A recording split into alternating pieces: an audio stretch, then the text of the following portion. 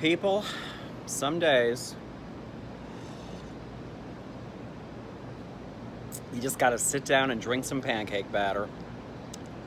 And no, this is not the batter formerly known as Aunt Jemima's. That ship has sailed. I don't care what you call that from here forward. I will have nothing to do with it. I don't care if you call it Black Lives Batter. And don't think someone hasn't pitched that as an idea of what to call that shit. I'm not making a joke here. I'm making a statement about how woke everybody is, every corporation. And we're also woke up now. Oh, sorry about all that. Myself included, okay? My eyes are so open. My ears are so open. I'm learning a lot. And I'm grateful that I'm doing it. It only took a pandemic and hundreds of thousands of people being slaughtered and stuff like that. Yeah. But wow. It's kind of crazy, all the things I was never taught and never knew about the history of my country and the rules of it. I am not surprised. I am also, this is not news to me, that the idea of, here we are on the 4th of July, Independence Day, my personal feeling. This idea that all men are created equal has always meant all straight, white, rich men are created equal. They left England to start a new country because they were sick of people telling them what to do, and now they're over here telling everybody what to do. That is my feeling on this. Playwright Heidi Schreck wrote an amazing play a couple years ago called What the Constitution Means to Me, which clearly spells this out. The Constitution is working exactly as it was always meant to work. It is to keep straight, white, rich men in power. Now, I am very grateful to be an American. I am very grateful to live in a country where I can vote, and I can voice this. I can put this video up without getting arrested, although I may get shit for it. Go ahead. And then put your own video on your own page, and I won't bother you. But this idea that the Constitution's for everybody and you know, equal for all, no, never was the case. Women, indigenous people, at that point, enslaved individuals, gay people, trans people, none of this was ever what that was meant to do.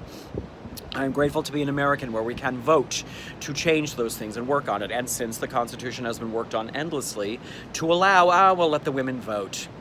And abortions, and eventually gay marriage, and, although, you know, the other side of that coin is people trying to chip away at it again and take those things back.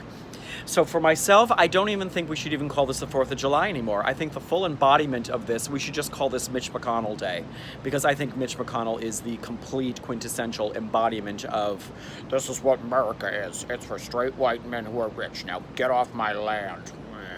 Get back in your box. I fully feel that that's what that is.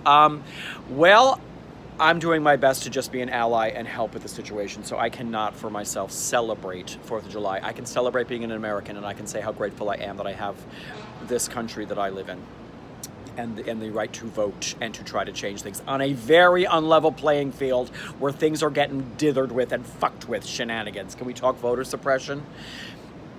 I'm currently listening to the audiobook of Jason Reynolds reading his amazing book, oh fuck, why am I blanking on its title right now? Stamped. Wow, the history of racism before we even get to America is staggering, and a lot of things I did not know. So it is a very eye-opening experience. Jason Reynolds, Stamped. I strongly recommend. And if you haven't listened to it, there's a Frederick Douglass speech. I think it was done on July 5th, 168 years ago.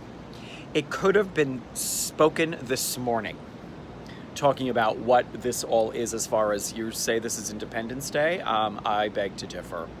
Not for me and my kind. So I am on board with that. I'm here to support that idea that I do believe that all people are created equal, and we should continue to fight for that for everybody, and I'm in a country where we can do that. And boy, the playing field ain't level. But God bless America, and hope for a better future, which is, if you listen to that Frederick Douglass speech, there is hope at the end of it, that we can move past all of this eventually. So I'm just going to sit and drink my batter, and anybody that's celebrating the holiday, you go right ahead and do that. Happy Mitch McConnell Day to one and all.